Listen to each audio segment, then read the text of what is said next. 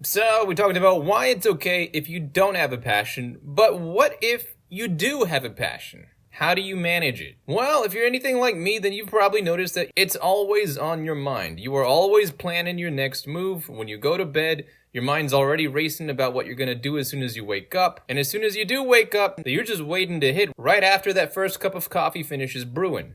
But the drawback is you can't really turn it off. When you're at a party, you're secretly just waiting for the first person to leave so that you can have an excuse to leave yourself. When you're driving to work, you're wondering what's causing that glitch and how are you going to fix it when you get back. When you're having dinner with friends, you're thinking about whether or not you should retopologize the weapons first or the armor first. When you have a passion, it's easy to let it consume you because it's always on your mind, which is why you have to learn to manage it. And remember, the difference between passion and obsession is control. A passion is an almost uncontrollable emotional feeling. Now, I know YouTube would like me to make a 15-minute video, slowly dragging out the solution to retain your view time, but personally, I don't see any reason to do that when the solution to learning to manage your passion is actually fairly simple and straightforward. The first thing that you have to understand is, 1, perfection doesn't exist. Your passion is going to make you feel like you gotta solve things now or else you're wasting time.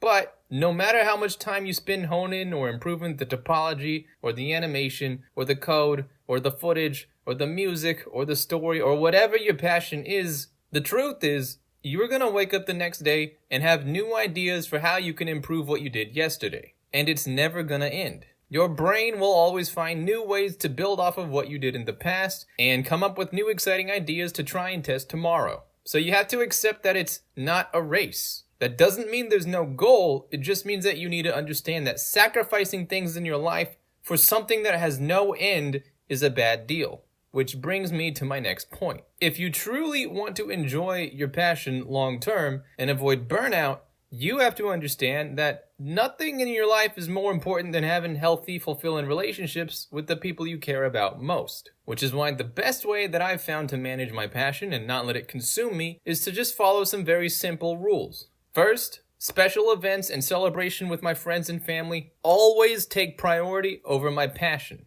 You have to see that these events are things that are actually helping maintain your passion, not hindering them. When it's your brother's birthday, or family Christmas, or your friend's graduation, or Valentine's with your girlfriend, these things automatically take priority over whatever I personally want to do with my spare time.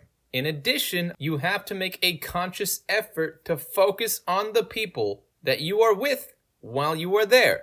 Probably the most important skill that you need to practice as someone who has a burning passion is learning to make a conscious effort to focus your mind on the moment.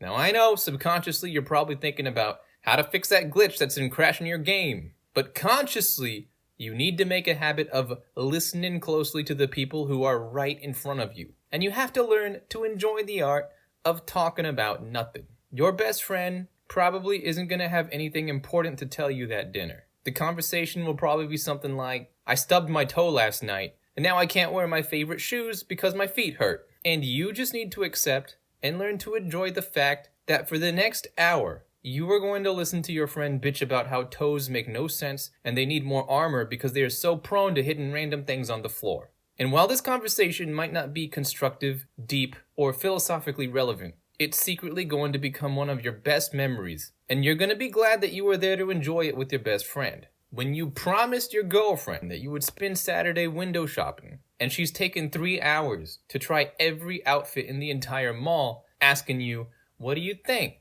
Does this make me look fat? Which earrings do you think best bring out my eyes? While this is happening, and you honestly can't tell the difference between the last 4 earrings, and you are subconsciously thinking, holy shit, I could have textured an entire character in the last 3 hours. You need to remind yourself that this experience is her way of bonding with you. She could be trying out all these outfits and accessories and spending this Saturday with anyone else, but she chose and wants to try them in front of you. And you should appreciate the fact that you got to spend the last 3 hours watching someone you really care about smile and enjoy their time with you. You see, the secret to not burning out your passion is to make sure you don't let it replace the people that matter most to you. You are always going to have another idea for a new story or a new character or a new feature you could program. but you are not always going to be able to celebrate your best friend's birthday. Don't sacrifice your people for your passion.